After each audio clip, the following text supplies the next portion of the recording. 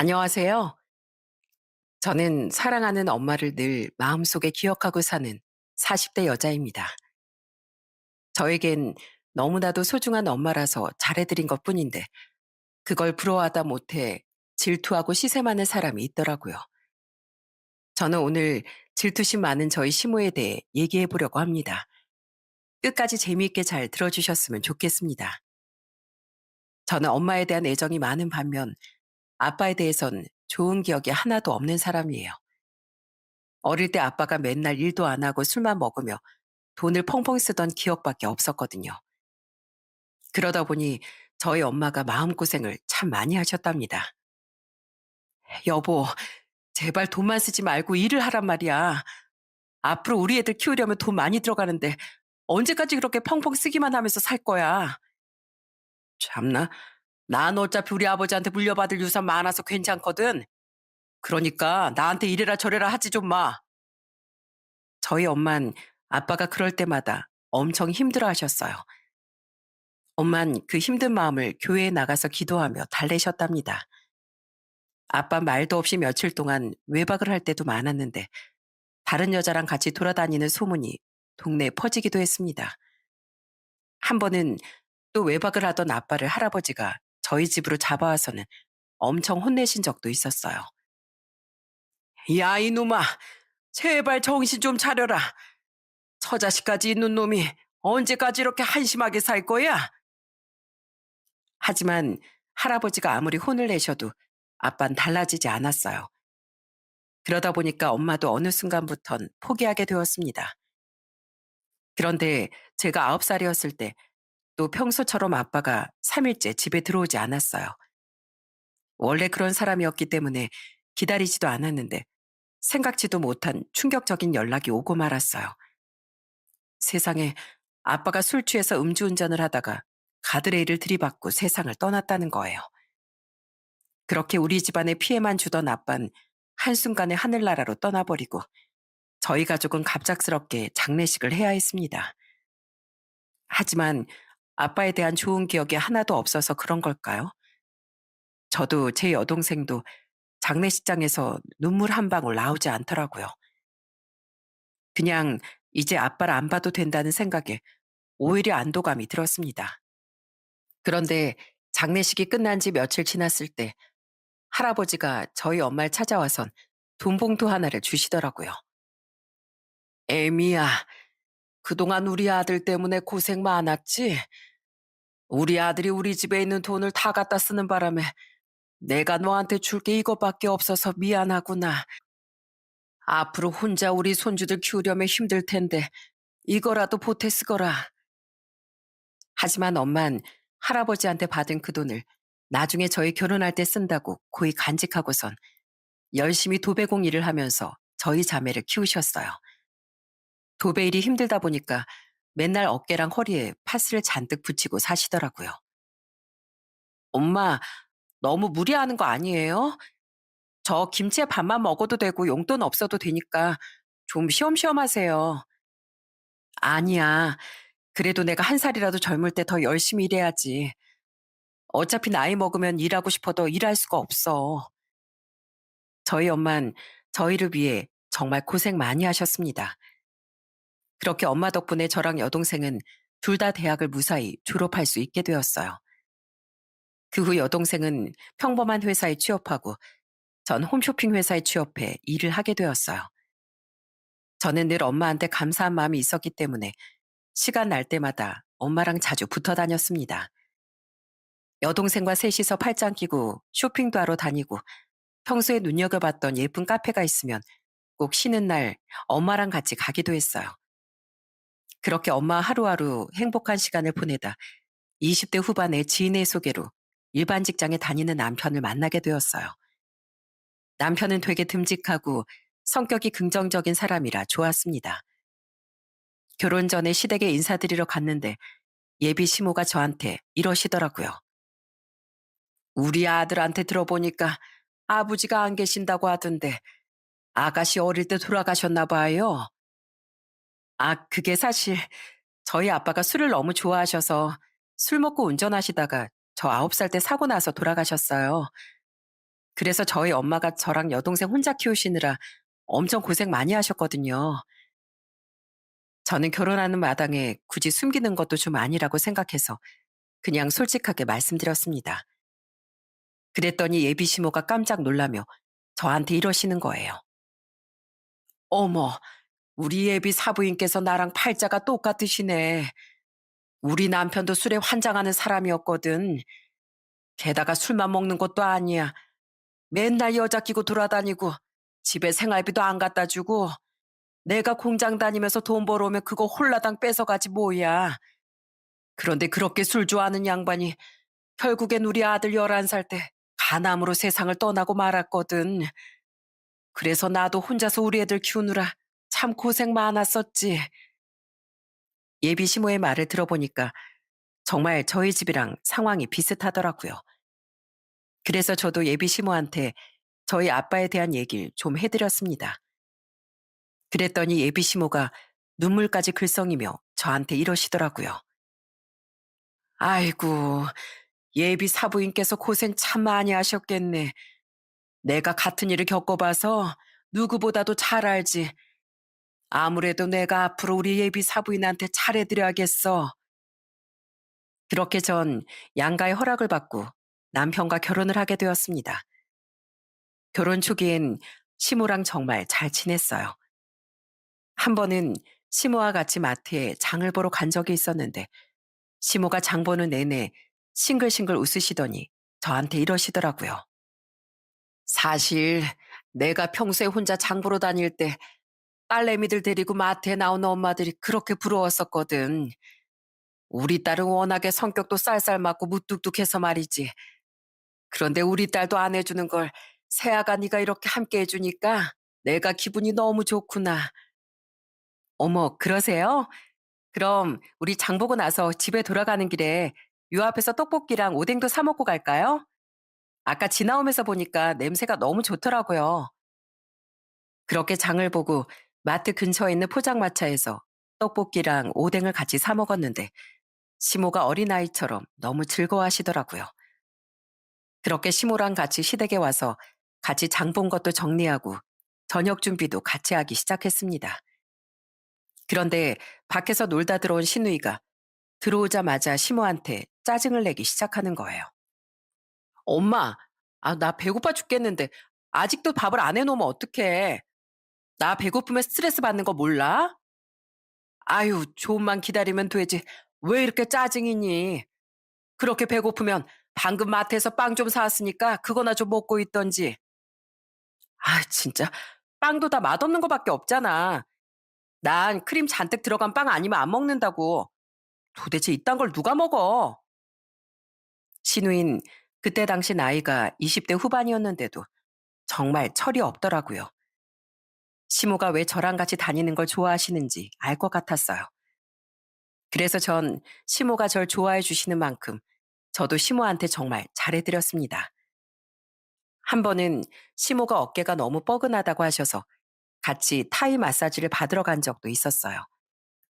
시모는 그게 너무 좋으셨는지 저희 남편한테 엄청 자랑을 하시더군요. 예, 병훈아, 넌 어쩜 이렇게 천사같이 예쁜 마누라를 데려왔니? 내가 우리 며느리 덕분에 타이 마사지라는 것도 받아보고 완전 호강하고 있다. 우리 며느리랑 같이 편하게 엎드려가지고 마사지 받으니까 아주 온몸의 피로가 싹 풀리는 것 같더라고. 어머니, 그렇게 좋으세요? 어머니가 그런데 좋아하시는 줄 알았으면 진작에 보내드릴 걸 그랬나 봐요. 그런데 가는 게 좋은 게 아니라, 우리 며느리랑 가는 게 좋은 거지.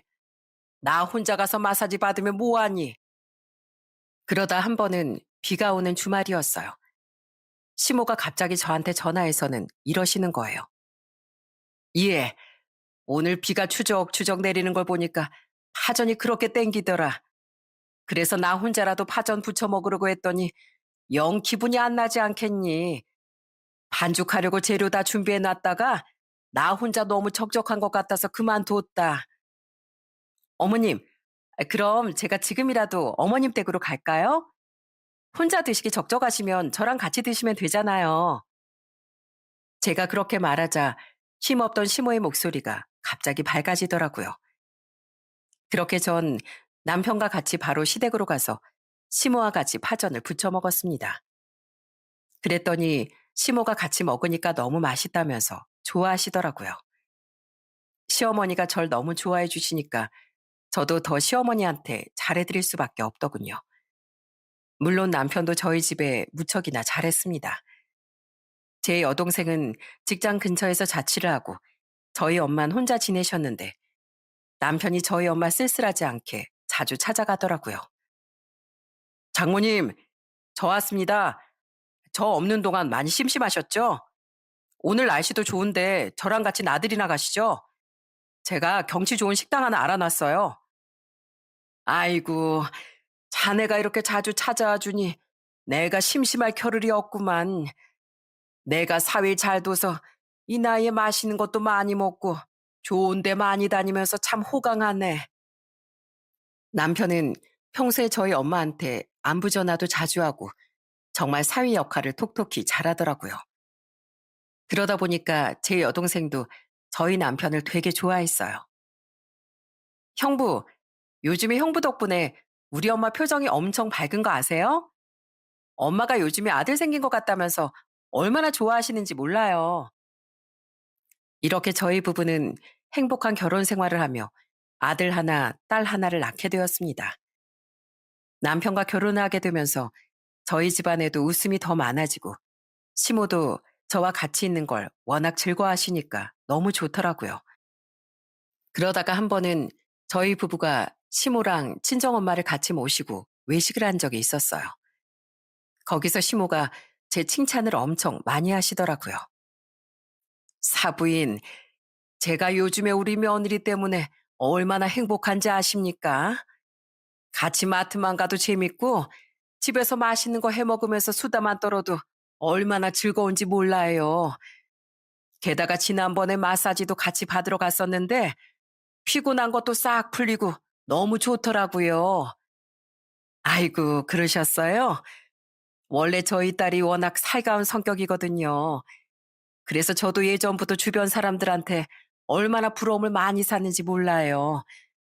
다 큰딸이랑 이렇게 붙어 다니는 엄마도 흔치 않은데 하도 붙어 다니니까 주변에 딸 가진 엄마들이 자기 딸이랑 바꾸자고 얘기할 정도였다니까요. 그런데 우리 딸이 사부인한테도 잘한다고 하니까 정말 다행이네요. 그런데 저희 엄마가 말할 땐 시모의 표정이 왠지 모르게 굳어지는 것 같았습니다. 딱히 기분 나쁠 말은 아니었는데 왜 그러시는지 모르겠더라고요. 그러다가 하루는 주말에 애들 데리고 친정에 갔는데 엄마가 산책을 하고 싶다고 해서 집 앞 공원에 같이 산책을 나간 적이 있었어요. 그런데 그때 저희 시모한테서 전화가 오더라고요. 애미야, 너 지금 뭐하니? 집이니? 아, 저 오늘 애들 데리고 친정 와서 엄마랑 같이 산책하고 있었어요. 오늘 날씨가 선선해서 산책하기 참 좋네요. 뭐라고? 아니, 나도 산책하고 싶은데 왜 나한테는 안 물어봤어? 아, 어머님한테만 안 여쭤본 게 아니라 저희 엄마가 먼저 산책 가고 싶다고 하셔서요. 그러면 오늘은 제가 친정 왔으니까 다음 주에 저랑 같이 산책 가시는 거 어때요? 다음 주에 가자고? 아니, 산책은 지금 하고 싶은데 다음 주에 가면 뭐 해? 다음 주 되면 산책하고 싶은 마음도 싹 사라지겠다, 얘. 됐으니까 그냥 끊어라. 시모는 그렇게 말씀하시더니 정말로 전화를 확 끊어버리시더군요. 저는 평소에 다정하시던 시모가 갑자기 왜 저러시는지 정말 이해가 안 갔어요.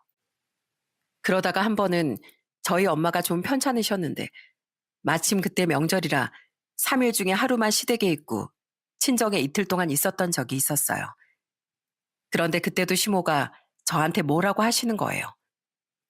예, 너 이제 보니까 은근히 사람 차별하는 것 같다. 우리 집에선 하루만 있었으면서 너희 친정에 이틀이나 가 있었다고? 어머님, 이번엔 저희 친정엄마가 좀 편찮으셔서 그래요. 감기 몸살에 심하게 걸리셔서 걱정돼서 좀 오래 있었던 거예요. 설마 그것 때문에 서운하셨어요? 서운한 게 아니라 기분이 나빠서 그런다. 아유, 그럼 그렇지. 내가 아무리 널 예뻐해도 넌 그저 내 며느리일 뿐인데 내가 뭘 바라겠니? 저는 그때도 정말 황당했습니다. 왜 자꾸 속 좁게 이러시는지 알 수가 없었어요. 그러다가 한 번은 시모가 저한테 옷을 사달라고 하신 적이 있었어요. 그런데 그것도 지난번에 저희 엄마와 식사할 때 저희 엄마가 입고 있던 옷이랑 완전히 똑같은 옷을 사달라고 하시더라고요. 그 옷이 마음에 드셨나 보다 생각하고 사다 드렸는데 입어보시더니 짜증을 팍팍 내면서 저한테 이러시는 거예요. 이해, 너 이건 너희 친정엄마랑 똑같은 옷 사온 거 맞니? 지난번에 사부인 입은 거 봤을 땐 엄청 세련되고 젊어 보이던데 내가 입으니까 그때 그 느낌이 안 나잖니? 너 설마 나한테 똑같은 옷 사주기 싫어서 디자인만 비슷한 싸구려 옷으로 사온 거 아니야? 시모가 또 말 같지도 않은 걸로 저한테 짜증을 내시니까 이번엔 저희 남편이 한마디 하더라고요. 어머니, 옷 자체는 똑같은 건데 왜 이 사람한테 그러세요? 어머니랑 장모님이랑 체형이 다르니까 당연히 입었을 때 느낌이 다를 수밖에 없죠. 솔직히 말해서 어머니는 좀 통통하신 편이고 저희 장모님은 날씬하시잖아요. 뭐라고? 지금 내가 뚱뚱해서 못생기게 보인다 이거야? 참나, 아들 키워봤자 다 소용없네. 찬이야, 네가 봐도 할머니가 뚱뚱하고 못생겼니? 네 아빠가 할머니 살집이 많아서 네 외할머니보다 옷 입은 게 못나 보인단다. 시모가 저희 아들한테 그렇게 묻자 저희 아들이 해맑은 표정으로 이러더군요. 할머니, 하나도 안 뚱뚱하고 예쁘기만 한데요? 지금 이 옷도 할머니가 입으니까 엄청 잘 어울려요. 그래? 역시 우리 찬이가 보는 눈이 있네. 아이고, 아들이고 며느리고 다 필요 없고 난 우리 손주가 최고다. 시모는 그렇게 말하고선 저희 아들을 데리고 확 방에 들어가 버리시더라고요. 시모가 별것도 아닌 걸로 자꾸 짜증을 부리실 때 어떻게 해야 될지 난감했었는데 그래도 저희 아들이 시모한테 애교를 잘 부려서 이렇게 그냥 넘어갈 때가 많았어요. 사실 시모가 저희 아들을 정말 예뻐하셨거든요. 그런데 시간이 지날수록 시모는 자꾸만 저희 엄마의 일거수일투족을 신경 쓰면서 자꾸만 비교를 하시더라고요. 두 분이 서로 연락처가 있다 보니 깨톡 프로필 사진을 볼 수가 있었는데 저희 엄마 깨톡 프로필 사진이 바뀔 때마다 시모가 저한테 전화해서는 이러시는 거예요. 이해, 사부인께서 이번에 가방 바꾸셨더라. 너 설마 너네 홈쇼핑에서 파는 가방 가져다 드린 거니? 네? 아니에요. 그거 엄마 아는 분이 안 쓰는 가방 하나 주신 거래요. 제가 저희 홈쇼핑에서 파는 거 가져다 드릴 거였으면 어머님한테도 똑같이 가져다 드렸죠. 가방이면 가방, 모자면 모자, 하나부터 열까지 다 제가 친정엄마한테만 사드렸을까봐 엄청 신경 쓰시더라고요. 심지어는 저희 엄마의 머리 스타일까지 간섭을 하셨어요. 에미야, 너 지난주에 바빠서 못 온다고 한 거 너희 친정엄마랑 미용실 가느라 그랬던 거니? 사부인 프로필 사진 보니까 이번에 파마를 새로 하신 것 같던데 너 미용실 같이 따라가느라 나한텐 바쁘다고 거짓말한 거지? 네? 그런 거 아니에요. 엄마가 기분 전환하고 싶다고 혼자 미용실 가서 파마하고 오신 거예요. 그런데 왜 자꾸 저희 엄마 사진 하나하나 다 신경 쓰고 그러세요? 저 그렇게 사람 차별하는 성격 아닌 거 아시잖아요. 시모가 그럴 때마다 정말 난감하고 피곤했습니다. 저와 남편이 아무리 아니라고 말을 해도 믿질 않으시더라고요. 그런데 어느덧 제 결혼 생활이 15년 가까이 됐을 때 어느새 연세가 많아지신 저희 엄마가 자꾸만 몸이 안 좋다고 하시더라고요. 아유, 요즘 허리가 왜 이렇게 안 좋은지 모르겠네. 한의원에 가서 침도 맞고 물리치료도 받고 하는데 소용이 없어. 잘 때 똑바로 눕기도 어려워서 잠을 설친 적이 한두 번이 아니다. 게다가 나이 먹으니까 고기가 잘 안 맞는지 조그만 기름진 거 먹으면 바로 화장실 직행이더라고. 아휴, 이래서 나이 들면 몸이 하나씩 다 고장 난다고 하는 건가 보다. 엄마가 자꾸만 몸이 안 좋다고 하시니까 저희 남편이 걱정되는지 엄마한테 이러더라고요.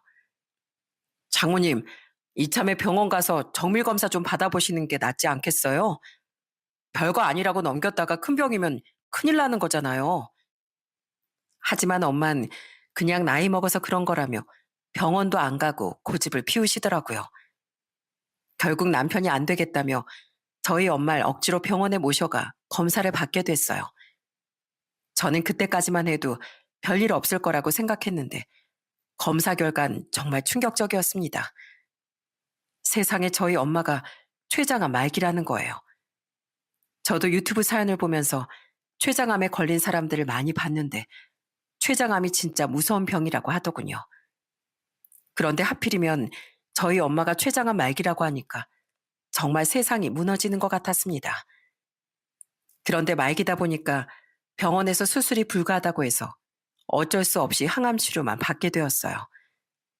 항암 치료 부작용은 말로만 들어봤는데 저희 엄마가 겪으시는 걸 보니까 너무 가슴이 찢어질 것 같더라고요.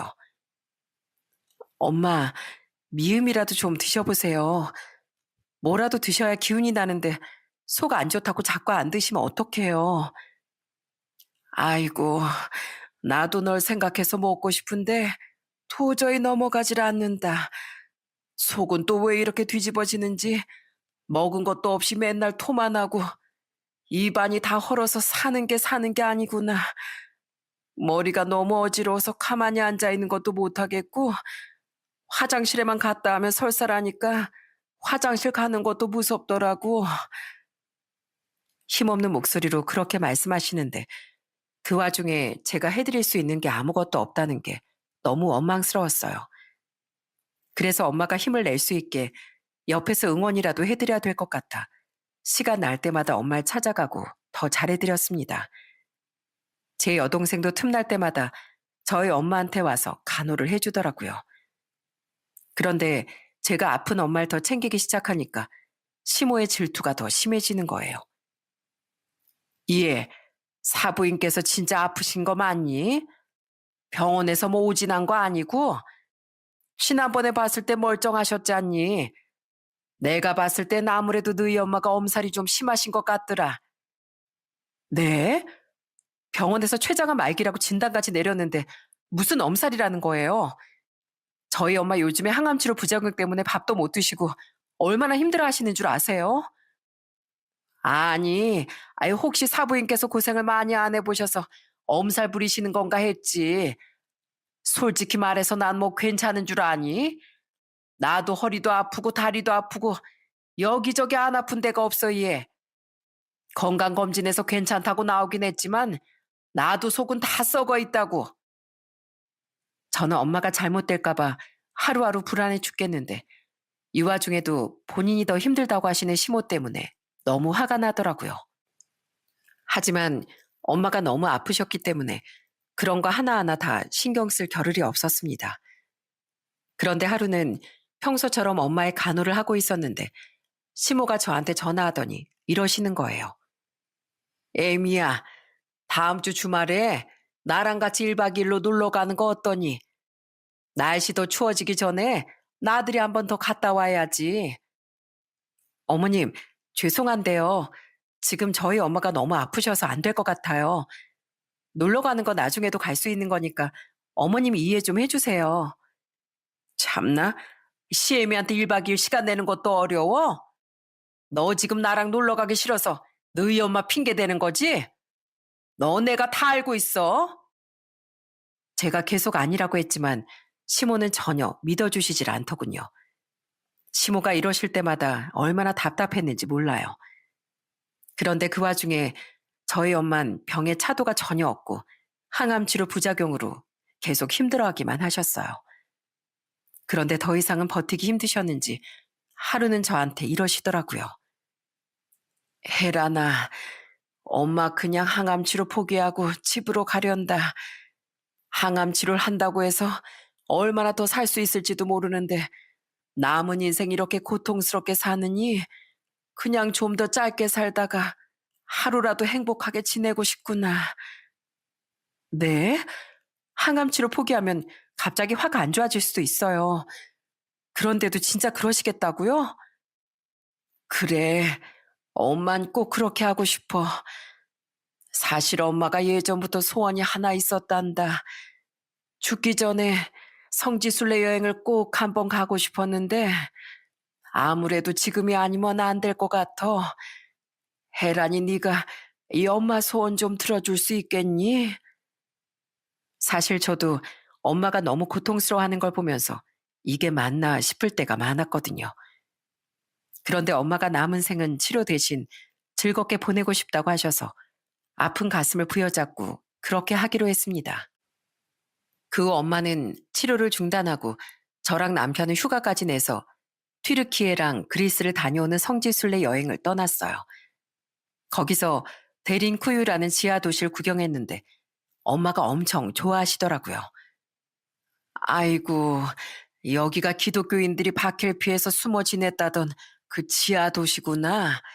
세상에, 이렇게 땅속에 숨어 지내면서도 그 와중에 예배당까지 갖춰놓은 것 좀 봐라.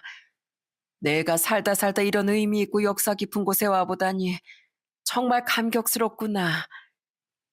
그 후에도 빌립보 유적지와 사도 요한 기념교회 등 정말 많은 곳을 다녔습니다. 저희 엄만 몸이 힘드신데도 그 모든 것들을 눈에 다 담으려고 노력하시더군요. 세상 떠나기 전에 마음속에 많은 것을 새기고 가려고 하시는 엄마의 모습을 보면서 얼마나 눈물이 많이 나왔는지 모릅니다. 그런데 여행한 지 3일째 되던 날 시모가 저한테 깨톡으로 이러시더라고요. 예, 너 우리 아들한테 얘기 들어보니까 사부인이랑 해외여행 갔다더라. 난 여행도 한번 안 데려갔으면서 치사하게 너희 친정엄마하고만 가는 거니? 어머님, 여행을 한 번도 안 가다뇨. 지난번에 저희랑 강원도로 놀러도 가고 제주도도 갔었잖아요. 참나? 아이, 그것도 여행이라고 하냐? 그리고 말기암 환자가 무슨 해외여행이야? 너희 친정엄마 말기암이라고 한 것도 다 거짓말이지? 말기암이면 병원에서 치료하느라 바쁠 텐데 그렇게 한가게 여행이나 다니는 게 말이 되냐고. 어머님, 진짜 왜 이러세요? 저희 엄마 항암 치료가 너무 힘들어서 항암 치료 포기하시고 마지막 소원이라고 하셔서 여행 온 거예요. 저희 엄마 언제 세상 떠나실지도 모르는데 당연히 그 소원 정도 들어드릴 수 있는 거잖아요. 하지만 시모는 제가 계속 거짓말을 한다면서 말도 안 되는 소리를 하시더라고요. 그래서 저도 더 이상 스트레스 받기 싫어서 답장을 하지 않았습니다. 그렇게 엄마와의 마지막 여행을 끝내고 한국으로 들어온 후 엄마를 집에 모셔다 드리고 저희도 집에 왔습니다. 그런데 한숨 돌리기도 전에 누가 저희 집에 찾아왔더라고요. 그건 바로 저희의 한국 도착 날짜를 알고 있었던 시모였어요. 시모는 집에 들어오자마자 저한테 마구 화를 내기 시작했습니다. 야, 네가 지금 이 시애미를 무시하는 거지? 시애미가 이렇게 두 눈 뜨고 시퍼렇게 살아있는데 감히 친정엄마만 모시고 해외여행을 가? 지금 네 엄마만 엄마고 난 동네 아줌마라 이거야? 데려갈 거면 나도 데려가야지. 왜 나만 쏙 빼고 가냔 말이야? 세상에, 저희 엄마 마지막 소원이라서 갔다는데도 끝까지 이러시는 걸 보고 저도 도저히 못 참겠더라고요. 그래서 전 울분에 찬 목소리로 시모한테 화를 내고 말았습니다. 어머님, 도대체 제가 몇 번을 말씀드려요. 저희 엄마 이제 살 날 얼마 안 남았다고요. 그나마 항암 치료로 조금이나마 시간 벌어보려고 했었는데 엄마가 치료받는 거 너무 힘들다고 하셔서 항암 치료 포기하고 여행 갔다 온 거예요. 얼마 남지 않은 시간 동안 평생 소원이었던 성지순례 여행도 해보고 가족들이랑 즐거운 시간 보내고 싶다고 하셔서 모시고 갔다 온 거라고요. 그런데 도대체 왜 자꾸 이러시는 거예요? 너네가 그러면 믿을 줄 알고? 너희들이 나만 따돌리고 너희 친정엄마만 모시고 갔다 온 거잖아. 난 솔직히 사부인이 말기암이라는 것도 못 믿겠다. 내가 의사한테 직접 들은 것도 아닌데 솔직히 너희들이 나한테 거짓말하는 건지 내가 어떻게 알아? 끝까지 제 말을 안 믿는 시모 때문에 정말 미치고 팔짝 뛰는 줄 알았습니다. 그런데 제가 한마디 더 하기도 전에 어느덧 중학생이 된 저희 아들이 나서서 이러더라고요. 할머니, 진짜 왜 이러세요? 우리 외할머니 진짜 아프시단 말이에요. 언제 돌아가실지 몰라서 엄마 아빠가 소원 들어드린 건데 왜 그거 가지고 화를 내시냐고요. 할머니 원래 이런 사람이었어요? 저 할머니가 이렇게 나쁜 사람인 줄 알았으면 할머니라고도 안 불렀을 거예요. 시모가 제일 예뻐하던 저희 아들이 처음으로 그렇게 크게 화를 내니까 시모가 엄청 당황하시더군요. 찬이야, 너 할머니한테 왜 그래? 할머니한테 너밖에 없는 거 알면서 이럴 땐 당연히 네가 이 할머니 편을 들어줘야지. 싫어요. 할머니가 이유도 없이 우리 엄마한테 짜증내는 거 한두 번 본 것도 아닌데 이젠 아픈 우리 외할머니 가지고도 걸고 넘어지시니까 저도 이제 못 참겠어요. 할머니한테 정말 실망이라고요. 뭐? 실망? 찬이야, 아니, 너까지 이러면 이 할머니가 어떻게 사니?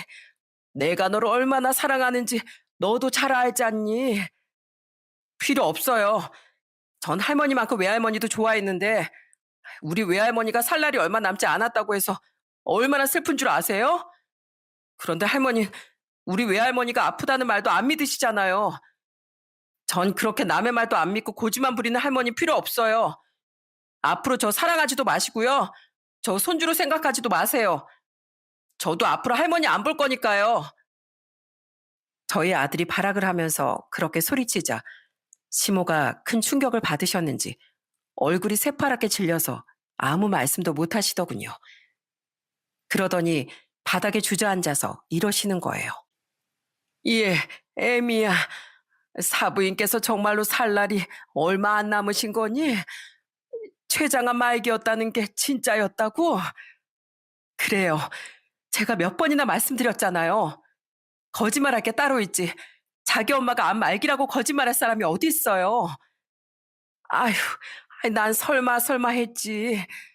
사부인을 마지막으로 뵀을 땐 건강해 보이시길래 그냥 엄살 부리는 건 줄 알았다. 췌장암 걸린 게 진짜라고 해도 그냥 초기인데 말기라고 하는 건 줄 알았어. 게다가 이번에 항암 치료도 그만뒀다길래 몸이 좋아져서 이제 치료 안 받아도 되는 줄 알았지. 그런데 세상에 그렇게 몸이 아프셨다는 게 사실이었다니. 그러자 이번엔 저희 남편도 시모한테 엄청 화를 내더라고요. 어머니, 제가 진짜 어머니 때문에 창피해 죽겠어요. 아무리 질투심이 많아도 그렇지 좀 지나치다는 생각 안 하세요? 이 사람이 평소에 어머니한테 못한 것도 아니고 딸처럼 잘했었는데 아픈 저희 장모님 좀 더 신경 쓰는 게 그렇게 배 아프셨냐고요. 남편까지 화를 내니까 시모가 고개를 푹 숙이고 눈물을 뚝뚝 흘리시더군요. 미안하다. 난 정말로 다 거짓말인 줄 알았어. 사부인께서 나랑 나이도 비슷하니까 당연히 아직까진 건강하신 줄 알았지.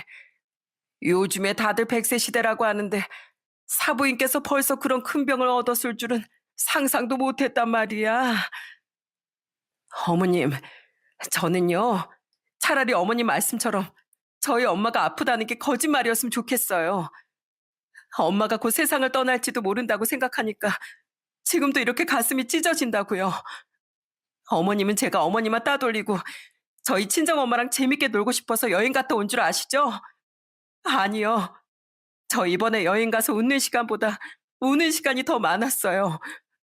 힘든 몸을 이끌고 어떻게든 구경하려고 하는 엄마 모습 보고선 울컥하고 밤하늘에 별자리 하나까지도 눈에 담으시려는 그 모습 보면서 가슴이 갈기갈기 찢어졌다고요. 미안하다. 난 그런 줄도 모르고 너희들이 사부인만 챙기고 싶어서 말기암이라고 거짓말하고 날 따돌리는 줄 알았어. 아휴, 내가 도대체 왜 그랬는지 나 자신이 정말 한심해 죽겠다. 아무래도 내가 이 나이 먹고 노망이 났나 봐. 나 같은 건 그냥 죽어야 돼. 나 같은 인간은 이 세상에 살 가치도 없다고. 시모는 그렇게 말하고선 한참 동안 눈물을 흘리셨어요. 그러더니 조용히 일어나 저한테 이러시더라고요. 애미야, 정말 미안하다. 이게 다 속 좁은 내 잘못이니까 더 이상 난 신경 쓰지 말고 사부인 많이 챙겨드려라. 그럼 난 이만 간다. 시모는 그렇게 말씀하시고선 조용히 뒤로 돌아서 쓸쓸히 집으로 돌아가시더라고요. 저도 그 모습을 보고 마음이 참 많이 착잡했습니다. 그런데 다음 날 회사에서 열심히 일을 하고 있었는데 갑자기 친정엄마한테서 전화가 왔어요.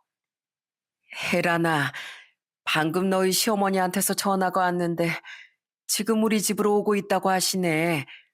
너 혹시 무슨 일 있었니? 갑자기 시모가 저희 친정엄마한테 찾아간다고 하셨다는 얘기를 듣고 저도 무슨 일인지 궁금하더라고요. 그래서 퇴근하자마자 바로 친정엄마한테 달려갔습니다.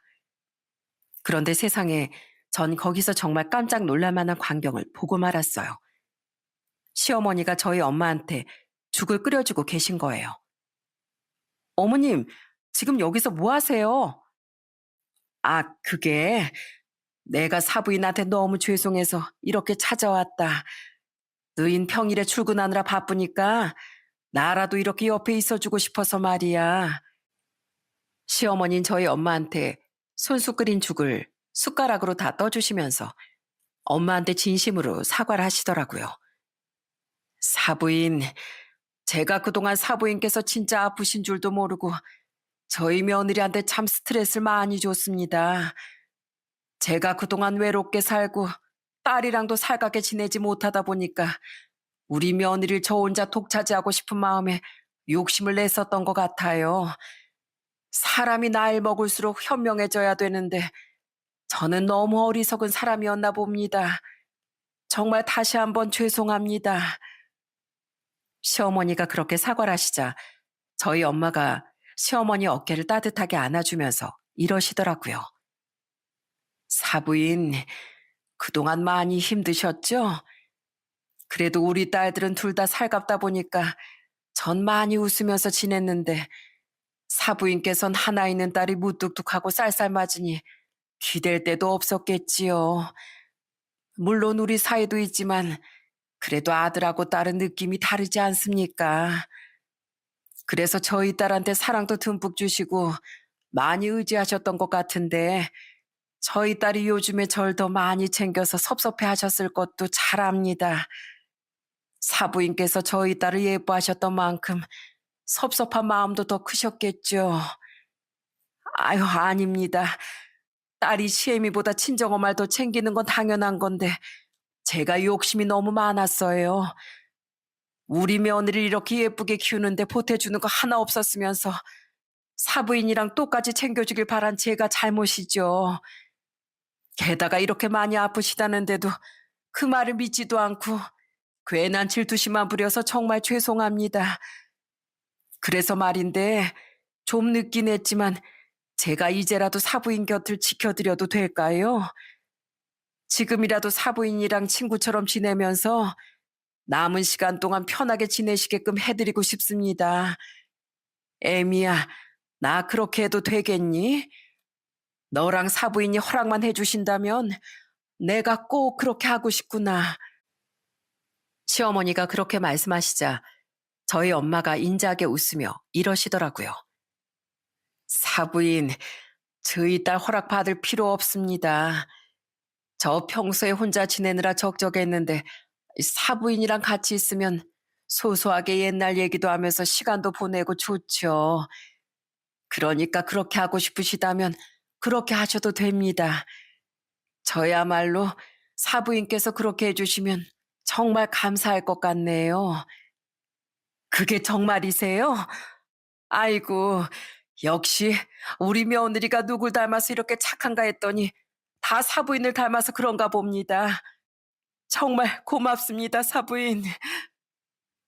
그날 저희 엄마랑 시어머니는 서로 부둥켜 안고서 눈물을 많이 흘리시더라고요. 저도 그 모습을 보고 마음속으로 시어머니를 다 용서할 수밖에 없었어요. 물론 질투심 때문에 절 의심도 하고 스트레스도 많이 주셨었지만 시어머니가 왜 그렇게 됐는지 생각해보면 가슴이 참 많이 아프더라고요. 아마 저희 시어머니한테도 사랑이 많이 필요해서 그랬을 거예요. 그래서 그 이후엔 정말로 저희 시어머니가 저희 친정엄마 집에서 지내며 저희 엄마 곁을 계속 지켜주시더라고요. 친정에 가보면 시어머니가 항상 집도 깨끗하게 청소를 해주시고 저희 엄마 주무실 때 이불까지 덮어주시더라고요. 게다가 두 분이서 근처에 나들이도 가시고 사진도 참 많이 찍으셨어요. 엄마, 오늘 우리 어머님이랑 같이 집 앞에 산책하고 오셨다면서요? 아까 어머님이 엄마랑 같이 산책할 때 찍은 사진 보내주셨거든요. 안 그래도 사부인께서 너한테 자랑할 거라고 사진을 많이 찍으시더라. 아휴, 요즘에 내가 사부인 덕분에 얼마나 즐거운지 몰라. 나이가 비슷하다 보니까 우리 어렸을 때 얘기도 하고 서로 통하는 게 많아서 얼마나 좋은 줄 아니? 게다가 어찌나 날 챙겨주시는지 내가 감기라도 들까봐 옷도 아주 따뜻한 걸로 다 입혀주시더라. 어머, 진짜 우리 어머님이 그러셨어요? 하긴 어머님이 최근에 질투 때문에 저한테 좀 툴툴거리긴 하셨어도 원래 진짜 좋은 분이셨거든요. 그럼 얼마나 좋은 분이신데 얼마 전에 내가 자다가 깼는데 사부인이 까치발을 들고 살금살금 걸어 다니시는 걸 보고 내가 엄청 깜짝 놀랐었단다. 나 잠 깨울까 봐 매번 그렇게 발소리도 안 내고 걸어 다니셨던 거야. 사소한 거 하나까지 이렇게 배려를 해 주시니 내가 얼마나 고마운지 모르겠구나. 저도 시어머니가 저희 엄마를 진심으로 챙겨주시는 것 같아 너무 감사하더라고요. 시간만 허락된다면 두 분이서 평생 저렇게 오순도순 지내셨으면 좋겠다는 생각까지 했어요. 하지만 정말 불행하게도 저희 엄마에게 허락된 시간은 그리 많지 않았습니다. 하루는 엄마가 절 부르시더니 이러시더라고요. 혜란아, 아무래도 난 오늘 밤을 넘기기가 힘들 것 같구나. 내가 가기 전에 너한테 부탁 하나만 하마. 너희 시어머니 정말 좋은 분이시니까 미워하는 마음 가지지 말고 앞으로 잘해드려라. 내가 너희 시어머니랑 비슷한 세월을 겪어봐서 그동안 얼마나 고생하셨을지 제일 잘 안다. 그 와중에 너희 시누이한텐 외면받으니까 많이 힘드셨을 거야. 엄마, 알았어요. 안 그래도 그러려고 했어요. 그래, 고맙다. 이제 내가 편히 눈 감을 수 있을 것 같구나. 엄마, 이제 편히 쉬세요. 무서워하지 마시고 그냥 소풍 간다고 생각하시면 돼요. 저도 나중에 꼭 따라갈 테니까 조금만 기다려 주세요. 아셨죠? 엄마, 내 엄마여서 정말 고마웠어요. 제가 세상에서 제일 사랑하는 거 아시죠? 그러자 엄마는 더 이상 말을 할 힘도 없는지 조용히 눈물을 흘리시더라고요. 그리고 결국 다음 날 저희 엄마는 조용히 세상을 떠나시고 말았습니다. 장례식장에서 저희 식구들 모두 다 슬퍼했지만 그 중에서도 제일 슬퍼한 건 바로 저희 시어머니였어요. 그 짧은 시간 동안 저희 엄마랑 지내면서 정이 많이 드셨는지 바닥에 주저앉아서 펑펑 우시더라고요. 아이고, 이렇게 될 줄 알았으면 질투 같은 거 하지 말고 진즉에 친구처럼 서로 의지하면서 지낼 걸. 내가 너무 못나서 그렇게도 못하고 사부인을 이렇게 보내드리는구나. 어머님, 저희 엄마가 그동안 어머님이랑 함께했던 시간들이 너무 즐거우셨대요. 저희 엄마 마지막 가시는 날까지 좋은 추억 많이 남겨주셔서 정말 감사해요. 어머님 덕분에 저희 엄마가 웃으면서 좋은 곳에 가셨을 거예요. 그 후에도 시어머니는 한참이나 눈물을 흘리시더군요. 저도 참 가슴이 아파서 울고 또 울었습니다. 그렇게 장례식이 끝난 후 저는 혹시나 하는 마음에 저희 아들한테 이렇게 얘기했어요. 찬이야, 너 앞으로 할머니 미워하면 안 돼. 할머니가 잠깐 질투심에 나쁜 행동도 많이 하셨지만 원래 안 그런 분인 거 너도 알지? 그리고 할머니가 누구보다도 널 제일 사랑하시잖아. 그러니까 누가 뭐래도 넌 할머니한테 진짜 잘해드려야 돼. 알았지? 그러자 저희 아들이 알았다면서 고개를 끄덕이더라고요. 그런데 얼마 후 시댁에 갔는데 시어머니가 아직도 저한테 미안해 하시는 건지 절 보고 고개를 푹 숙이고 다니시더라고요. 그런데 그때 저희 아들이 먼저 밝은 목소리로 이러더군요. 할머니, 저랑 오늘 맛있는 거 먹으러 가요. 할머니가 좋아하는 설렁탕 먹으러 가는 거 어때요? 그러자 시어머니는 깜짝 놀란 눈으로 저희 아들을 바라보면서 이러시더군요. 뭐? 너 이제 할머니 안 본다면서 나 같은 할머니 필요 없다고 얘기한 거 아니었니? 그건 그냥 그날 하루만 안 본다는 거였죠. 제가 할머니를 제일 사랑하는데 어떻게 할머니를 안 보고 살아요? 날 제일 사랑한다고? 너 그게 정말이니? 그럼요. 저 할머니 없으면 못 살아요. 할머니, 저 배고프니까 얼른 가요. 네?